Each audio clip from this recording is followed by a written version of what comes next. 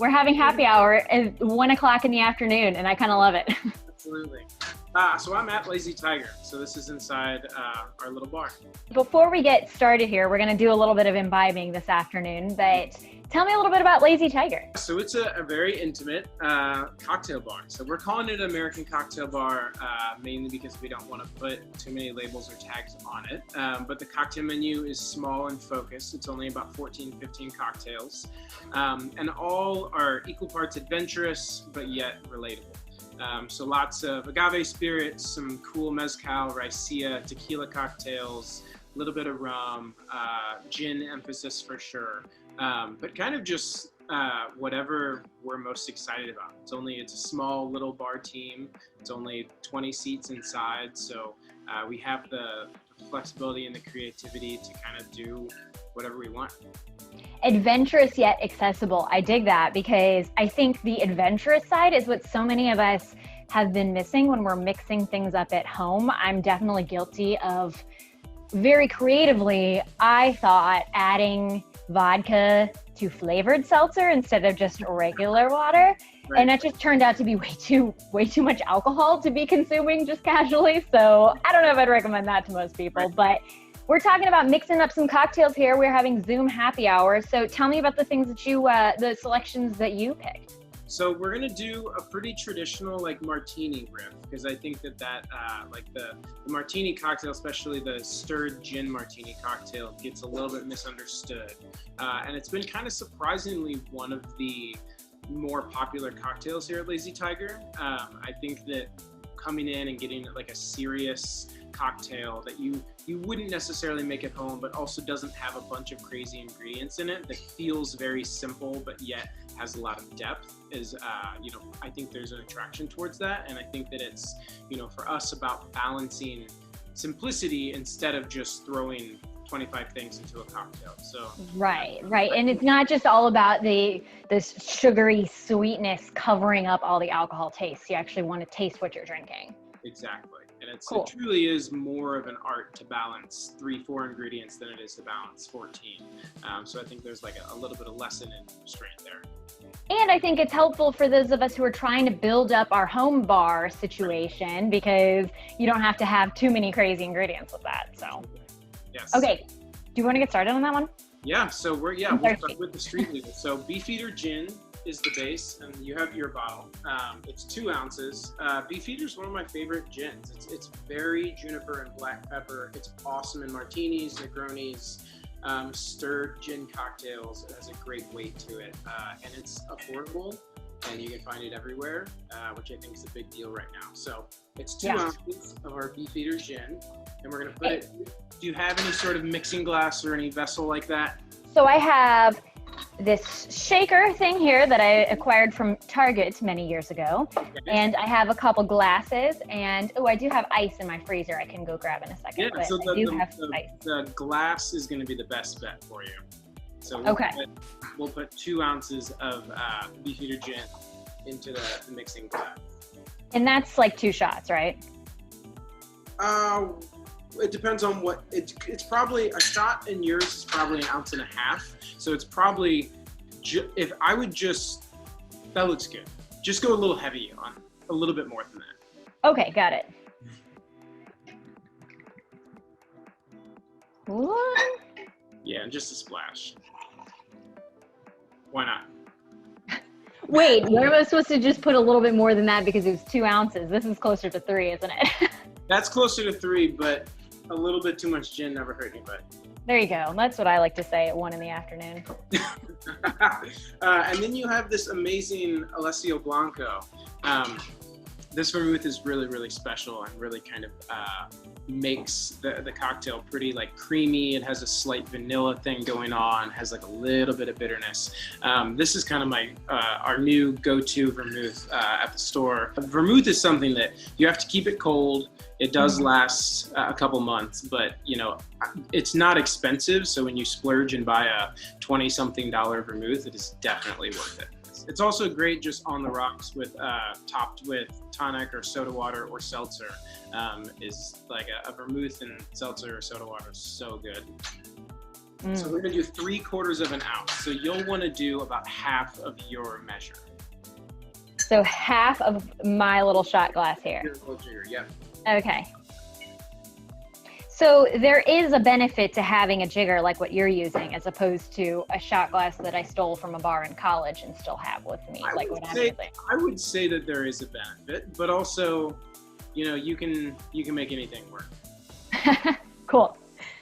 So then we're also going to do 3/4 of an ounce, so the same amount of this Fino sherry, and you have the Barbadillo Fino sherry again. So it's a fortified wine that has a nice like saltiness and an olive brine flavor to it. Also amazing with tonic if you want just like a simple cocktail. And I mean, I'm sure this was $20 or fewer for you to buy, right? So it's not. Yeah, I actually went to Intoxicology in the Grove, and they were able to help me really quickly, and they were kind of able to help me navigate the stuff that I was looking for. So that was pretty cool. So yes, that's where I picked it up. Intoxicology, big plug for them. They are amazing. Absolutely. So the same amount, half measure of yours, but 3/4 of an ounce.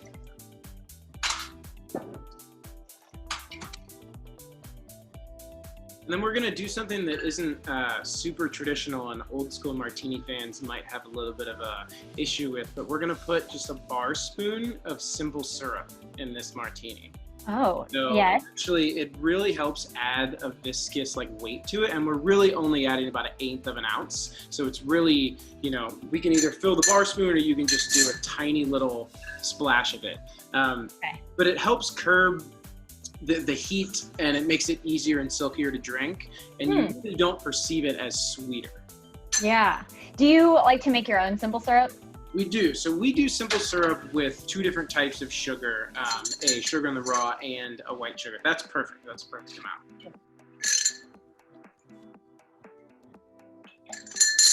amount. So yeah, just that splash of sugar. It's surprisingly, it works really well. Makes it a little more drinkable, would you say? It makes it more drinkable, especially if you have 3 ounces of gin in your glass. And yeah. or maybe a little more. Probably a little more. And then you're gonna get ice, and you're gonna fill that glass almost to the top, and we're gonna like give it a little stir. So ice, just freezer cubed ice. Yes, totally good. So you'll want to fill it to at least 3/4 full, because you want to get this cocktail really, really cold, but you don't want too much water dilution in there. So that's kind of the goal of stirring, is you're not introducing air like shaking, and you're chilling it slowly but very calmly, and you want to get it really, really, really cold. How important is your method of ice addition when you're making a cocktail? Very important. I mean, I think that ice as an ingredient, people don't fully appreciate, because if the ice tastes like a freezer, the cocktail will taste like a freezer. But it's also just important to like use fresh ice. If it's been in your freezer for a couple months, it's not going to taste good. So really, I've done that before, where I add ice that winds up tasting like a bag of frozen chicken, and it's not good. Oh, should I be stirring this before I add the ice though? So you'll fill it about at least 3/4 full of ice.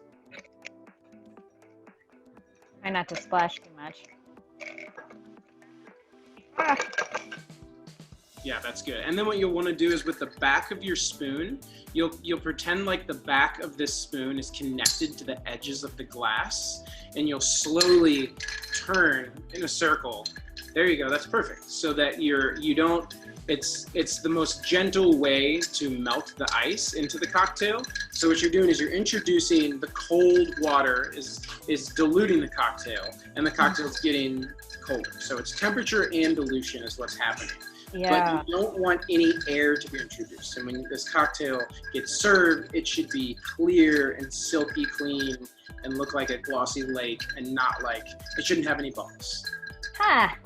I think that's another thing that I'll do sometimes, is I remember the recipe from a cocktail at a restaurant or something and try to make it at home, but then I just kind of throw it in a shaker, because that's what seems like the cool thing to do, and you just shake it up and pour it over ice. But yeah, and the rule of thumb is if it has any juice or any like unclarified ingredients, shaking is usually the best way to incorporate it. Shaking adds dilution faster, and so dilution and temperature changes very rapidly in a tin, especially a metal tin. So that's why we want to like gently stir this, but we can stir it a lot longer than we would shake a cocktail because the ice isn't breaking up and releasing water. So the longer you stir, the more the more water you're adding, the more soft the cocktail is going to be. If you just stir a few times and pour it out, it's going to be very hot and hard to drink. We're probably getting in a spot now where we're reaching our dilution. As you can see, like the wash line on that has raised. Yeah. And wash line meaning like the water line within the glass. Exactly. Yep. So yeah, as soon as, because you can see the ice is all now floating, none of it's touching the bottom. Your spoon gliding smoothly around it. So you're now at the point where we can strain this. Do you have a cup to strain it into? Yes.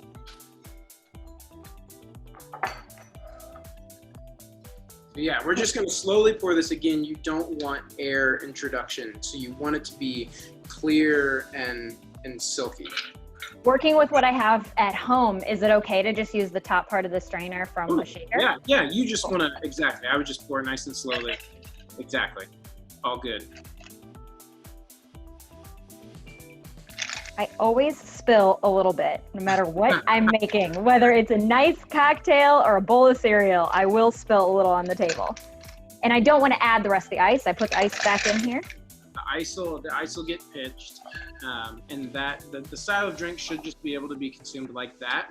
You can throw an olive in there, but it really is a pretty serious, booze forward cocktail, but it has saltiness and savoriness that keeps you kind of going back to it. So street legal. Cheers. Cheers. I made that. That's so good. It's so good. And I feel like there's something cool to be able to make a good martini like that. And I think the very subtle sweetness is kind of nice.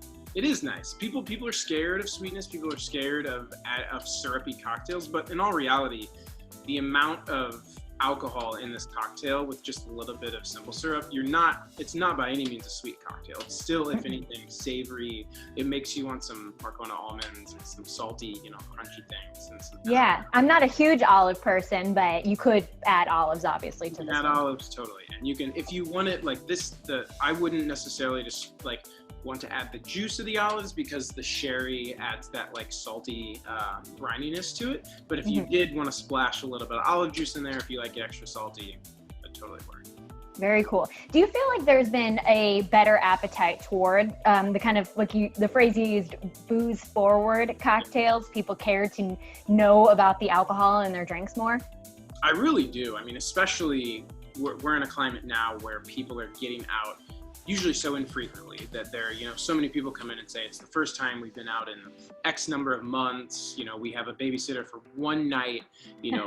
I don't want 5 lightly alcoholic cocktails. Like, I've got time for some real cocktails. And I think that it's an important thing because the way we have the menu divided, we do have spritz style lower alcohol cocktails, and then we have ones that are boozy and straightforward and are going to be something that are a little bit more of a sipper. This isn't a cocktail that you kind of just crush. You could, but it's a little bit more of a, you sip on one of these, maybe 2 over a few hours. But is tastes and looks sophisticated and feels a little more regal than just, a simple cocktail, although it is very simple. And talking about making drinks at home, I live in a small condo. I don't have a ton of space for glassware. Does it make you cringe to see me drink this out of the same glass I drink water out of in the morning? Totally not. I truly think that, glassware, because I used to collect vintage glassware, and I think my wife threw it all away because cabinets, we never used it. When you have a child, you probably don't have as much space for vintage glassware in your place. And I think when we were moving from our tiny apartment into our house, my wife conveniently dropped the box of cocktail glassware and shattered like 50 of the vintage glasses. Yeah, she was like, I think it fell, or I threw it. I couldn't tell which one. But yes, I think, and the beauty of this cocktail is you can make it in a very large proportion and keep it in the fridge and just pour it out of a bottle and drink it and batch it that way. So you very cool. 10 of these into a big pitcher, keep it in a bottle in the fridge, and it's actually just going to keep getting better as it sits and stays cold. And then you can even pop it in the freezer the day before, and when you drink it, it's like ice cold. And because there's so much vermouth in it, it won't freeze solid. It'll just get really, really cold. And this ice cold is pretty special. I love this drink, but I know that you had another one that you wanted us to try too. Totally. So we're going to completely change gears here. That was, one style. Now we're going to this like margarita, spicy, salty style cocktail. Yeah. So this is the namesake. This is the Lazy Tiger. We sell lots of them. It's really fun because it's like this barbecue, like Mexican barbecue inspired cocktail. And so I see you have the rum Clement, the Creole Shrubb. Yes, somewhere. This was fun to buy. This Creole Shrubb, first off, again, the bottle is beautiful. I love the way it smells too. It is so good. So it can replace triple sec or curacao and lots of different recipes. But it's a rum agricole, so a Martinique made rum based orange liqueur. So unlike curacao, it's not going to be spiced at all. It's just orange peels and rum that gets macerated and then has sugar added. So it is very delicious, but has a unique kind of funk to it because it's rum based.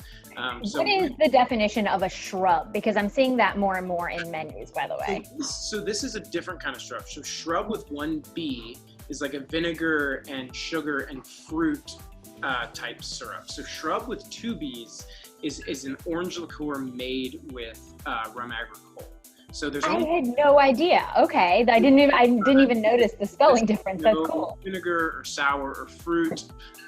They take orange peels and they let it sit in the rum and then they add sugar to it. It's a very kind of simple process, but it's unique to the island of Martinique. Where they make the rum and they flavor it with the oranges. It's a sleeper because not a lot of people know about it, but it's also high enough proof that you can just drink it on the rocks, and it's a little bit sweeter because it is a liqueur, but it's delicious. Very cool. Okay, yes. So I have this. Cool, and you have the mezcal, I think, hiding on that side. So I'm not a big mezcal person, sure. So I had a hard time. I've had it in cocktails before, but it's not something that I just have at home. Right. So what do you look for when you're buying a go-to mezcal to just have on the shelf? I mean, there are a few brands. I mean, the beauty of mezcal is if you buy something that says mezcal on the bottle, it's going to be good. There's regulation on it that you're not buying bad mezcal to an extent. It depends on how smoky you want it. It depends on how salty you want it. So like different brands will lean towards different flavor profiles. That one is delicious and very is totally going to work well. The one Agave De Cortez that we use in the cocktail is it's very smoke forward. So it's got a very barbecue char to it, which is important. And that one is going to be pretty similar as well. So it really is, Banhez is a mezcal that you can get in that $35 range. But it is going to be about twice the price as your average tequila because the process is totally different. And they're using agaves that are often wildly harvested. It's being crushed by a donkey. It's being handmade. It's being distilled on a tiny still. So it really is a wild and cool ingredient. When I first learned really what mezcal was and heard about that process, blew my mind that is something that we are doing in 2020 and then consuming the fruits of that. So that labor. But the biggest difference for you taste-wise with tequila, I associate mezcal with just the smokiness. It has the smokiness more where tequila will have more of that bite to it. I mean, how would you describe it in your professional? The way I describe it, because there's three main agave spirits. There's tequila, there's raicilla, and then there's mezcal. And so the way they're all made from agave, but each agave is going to have a different flavor profile. But tequila is like steamed vegetables, you know, so it's meant to be clean and crisp and minerally and like fresh. Raicilla, the middle one, is kind of like a wood-fired pizza where you get some smoke, but you also get like some freshness and some some vegetal notes. And then mezcal is like brisket. It's smoked underground. It is like savory, charred, smoky. And so there are mezcals that are a little bit, that have like hoods over them to suck up some of the smoke. There's some that are less smoky because of, you know, the temperature or how much sugar is in the agaves or how much is caramelizing. But ultimately, the most significant flavor profile that changes is the smoke, is how, you know, you can get almost like rubber tire type smoke on some that get really like carbon heavy, but then there's ones that are like charred bell pepper, like very pretty smoke. And this is one that has a really good level of like charred vegetables instead of charred meat, which is a different kind of flavor profile. I don't know if you just came up with that analogy, but it's so, I get it now. I hope people get it now. It's like a masterclass in mezcal with Tim Wiggins. This is awesome. Yeah, so we're gonna use 1.5 ounces of the mezcal, and we're gonna put it in your shaker tin. Yes.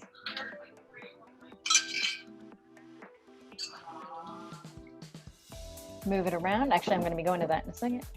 You're going to do about 3/4 of, like, not fully to the top of your measuring glass. Okay.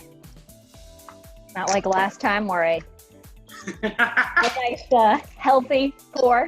If you're going to go heavy on anything, the base alcohol is the safest thing to go. Yeah. Okay, so about 3/4 of the way full. There you go. Perfect. Right into the shaker? Yep.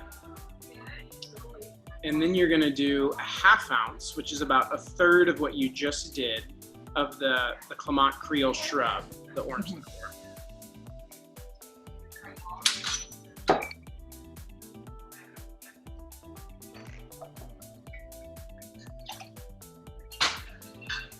So about here? Yep. And then we're gonna do you have any limes or any lime juice? I have lime juice, yes. I squeezed out some limes over here and I left them floating in their juice. Awesome. We're gonna do 1/2 ounce, so the same amount of the orange liqueur you just did of the fresh lime juice. Oop. And fresh juice as opposed to the stuff you buy in a bottle. Night and day. I mean, truly, I always say if you're gonna spend the money on having any sort of quality liquor or liqueurs in your cocktails, the juice, using the store-bought juice is just not worth the time.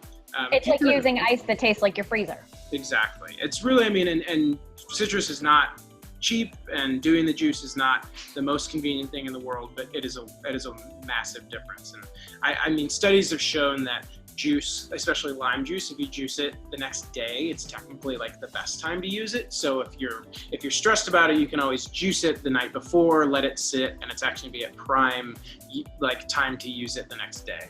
Huh, that's good to know. Yeah. Okay. And then what you're gonna do you have any honey or? Yes, so I have some local honey. I poured it out of the jar into this convenient little plastic jar guy, so it's easier to pour. What we're gonna do is basically the same amount of the 1/2 ounce, the same amount of lime juice, and the same amount of the orange liqueur. We're gonna add to the tin. So I wouldn't put it in your jigger first because it's gonna get stuck. I would just do a nice solid pour of it, a little bit more than the simple syrup you added. Okay. Like a nice. There you go. Perfect. Perfect. Okay. And then what we're gonna do is your Tajin up there, which is a really, really important part of the cocktail. Adds this really cool, salty, limey spiciness to it. You're gonna pop it and just give it a shake into that tin. You know, I have this for cooking, not for drink making. So when this was on the list, I was like, wow, this is in my spice rack already. So just a quick shake, you said, yeah? Just a quick shake,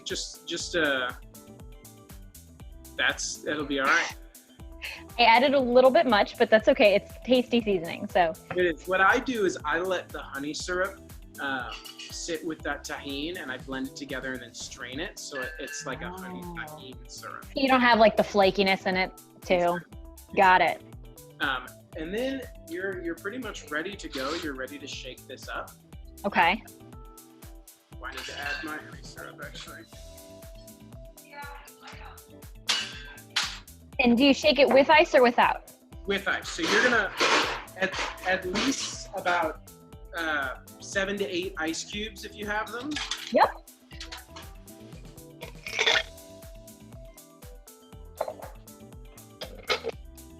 And the key with this is you really want to wake the cocktail up. So anytime you shake a cocktail, you got to shake it like you mean it. Like a soft shake doesn't really, it doesn't really do the job. You want to whip it as fast and hard as possible, and get as much air. So when you pour it out, it should be frothy and bubbly. Ah, so it's not just being showy when you shake it really crazy. It's truly, yeah. It's especially if you have honey and Tajin and some tougher to incorporate ingredients, you want to really whip it really hard. Okay. All right. Ready?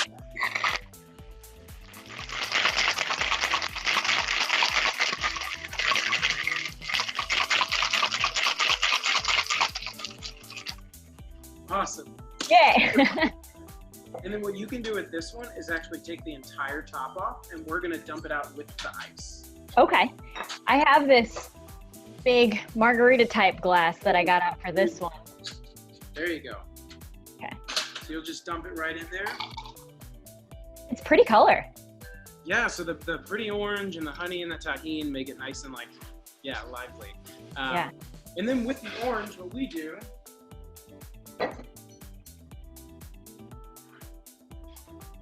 we dip an orange in Tajin like this on a plate. Ooh. And that's what we garnish it with, so that when you drink it, you can take a bite of the orange slice with the Tajin, which is a traditional mezcal or agave spirit pairing. I'm gonna do a really large orange slice. Oh yeah, something that you can really get a good bite of. Yeah, and you can just, there you go. Oh, it just smells so good too. And you just kind of put it on the side there? Yeah, you can put it in there on the side. But yeah, that's the Lazy Tiger. So it's smoky, spicy, orange, good amount of salt to it, but yeah, not too sweet. And to come up with the drink that is the namesake of the bar, which came first, the bar name or the drink name? The cocktail came first, and so we put it on at Yellow Belly, and it was such a huge hit. It was almost outselling the Yellow Belly cocktail, it's funny because it's an aggressively flavored cocktail that has a lot of big flavors, and so the fact that people were so into it, and groups of 22-year-old ladies and groups of 65-year-old guys were ordering rounds of this, and it was just, everyone was in love with it. So it was a good sign that, we could kind of push that spicy, salty, smoky element, and enough people would be into it. Well, spicy, smoky, salty, cheers. Cheers.